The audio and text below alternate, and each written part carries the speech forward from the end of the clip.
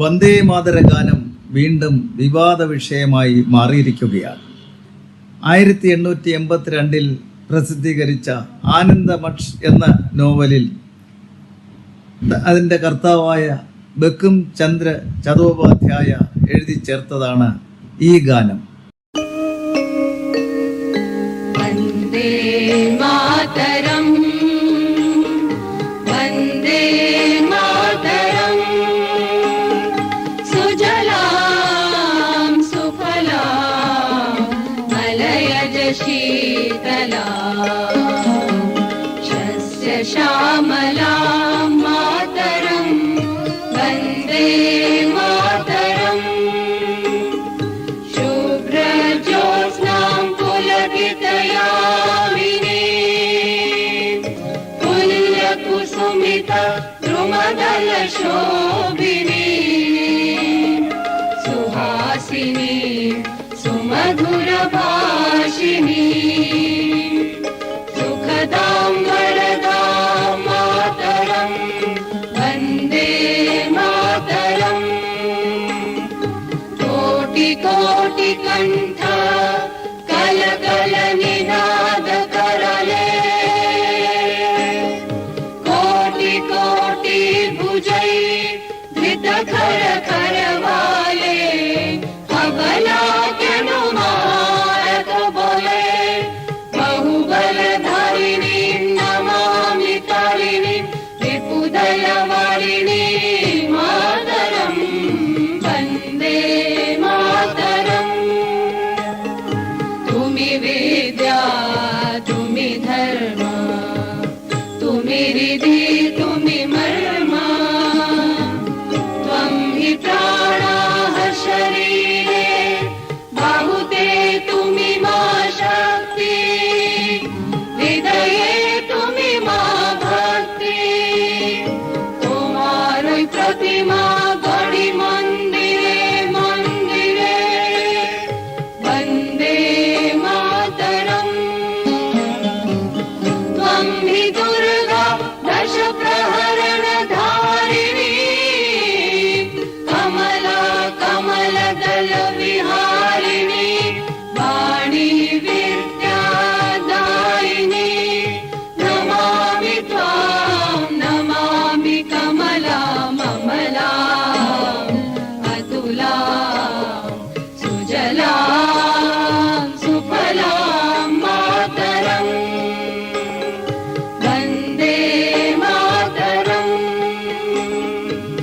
ശ്യാമലാം സരളാം സുസ്മിതാം ഭൂഷിതാം ധരണീം ഭരണീം മാതരം വന്ദേ മാതരം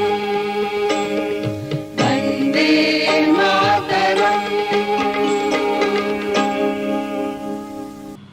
ഇത് കോൺഗ്രസിന്റെ സമ്മേളനങ്ങളിൽ ആലപിക്കുമ്പോൾ പ്രവർത്തകർ വളരെ ആവേശഭരിതരാവുകയും ഈ സ്വാതന്ത്ര്യ സമരത്തിലേക്ക് കൂടുതൽ ആകൃഷ്ടരാകുകയും ആ സ്വാതന്ത്ര്യ സമരത്തിൽ കൂടുതലായി പങ്കാളികളാവുകയും ചെയ്തുകൊണ്ടിരുന്നു.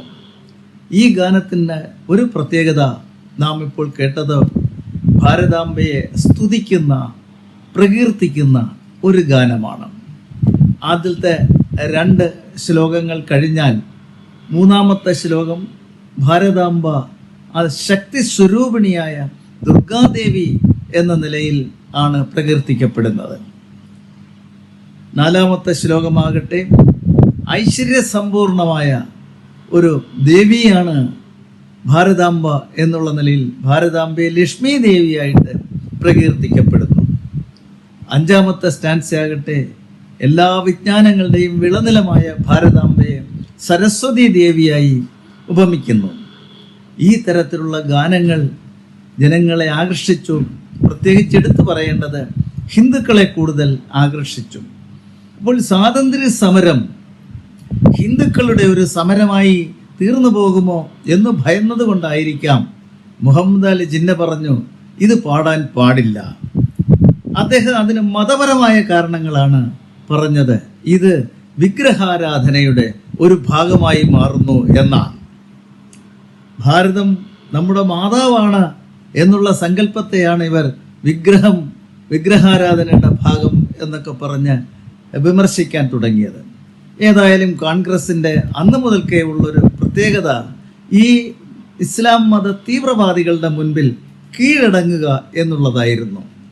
മുഹമ്മദ് അലി ജിന്ന ഇതിനെ എതിർത്തപ്പോൾ പണ്ഡിറ്റ് ജവഹർലാൽ നെഹ്റു സുഭാഷ് ചന്ദ്രബോസിനോട് റിക്വസ്റ്റ് ചെയ്തു, അതായത് ആദ്യത്തെ 2 സ്റ്റാൻസ മതി, ബാക്കിയുള്ളത് നമുക്ക് പാടണ്ട എന്ന്. അങ്ങനെ സുഭാഷ് ചന്ദ്രബോസ് നെഹ്റുവിൻ്റെ സമ്മർദ്ദത്തിന് വഴങ്ങി ആ അവസാനത്തെ 3 ഖണ്ഡികകൾ പാടണ്ട എന്നുള്ള തീരുമാനത്തിൽ എത്തിച്ചേരുകയും ചെയ്തു. അങ്ങനെ ഈ ഭാരതത്തെ പ്രകീർത്തിക്കുന്ന, ഭാരതത്തെ പുകഴ്ത്തുന്ന, ഭാരതത്തിലെ ജനങ്ങൾക്ക് ഈ ഭാരതം തങ്ങളുടെ മാതാവാണ്, ഈ മാതാവിനെ എന്ത് വില കൊടുത്തും സംരക്ഷിക്കേണ്ടതാണ് എന്നുള്ള ആവേശം പകരുന്ന ഈ ഗാനത്തെ വെട്ടിമുറിച്ചു, 2 വെട്ടിമുറിച്ചു. അങ്ങനെ 1935 വന്ദേ മാതര ഗാനത്തെ വെട്ടിമുറിച്ചു. മുസ്ലിം ലീഗിന് വേണ്ടി അവരുടെ സമ്മർദ്ദത്തിന് വഴങ്ങി. അതെവിടെ ചെന്ന് നിന്നു? 1947 ആയപ്പോൾ മുസ്ലിം ലീഗിൻ്റെ സമ്മർദ്ദത്തിന് വഴങ്ങി ഭാരതത്തെ 2 വെട്ടിമുറിച്ചു. ഇതാണ് ഇന്ത്യക്ക് സംഭവിച്ചുകൊണ്ടിരിക്കുന്നത്, ഇതാണ് ഹിന്ദുക്കൾക്ക് സംഭവിച്ചുകൊണ്ടിരുന്നത്. അതിൽ നിന്നൊക്കെ ഒരു മോചനമായിരുന്നു ഈ ഭാരതീയ ജനതാ പാർട്ടിയുടെ ഇന്ത്യയുടെ ഭരണം.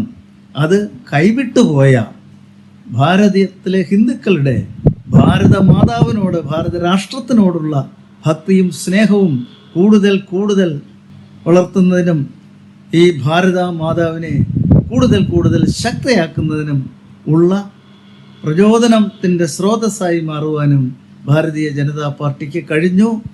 ആ പാർട്ടിയുടെ ഭരണം ഇന്ന് ജനങ്ങൾ ഏറ്റെടുത്തിരിക്കുന്നു. എല്ലാ രംഗത്തും വിജയം കൈവരിച്ചു കൊണ്ടിരിക്കുന്നു. ഭാരതത്തെ വെട്ടിമുറിച്ച ശക്തികൾ വീണ്ടും ഇതിനെ തുണ്ടം തുണ്ടമാക്കുന്നതിന് വേണ്ടി നടത്തുന്ന എല്ലാവിധ സംരംഭങ്ങളെയും അത് പ്രതിരോധിച്ചുകൊണ്ട് ഈ രാഷ്ട്രം ശക്തമായി മുന്നേറുക തന്നെ ചെയ്യുകയാണ്.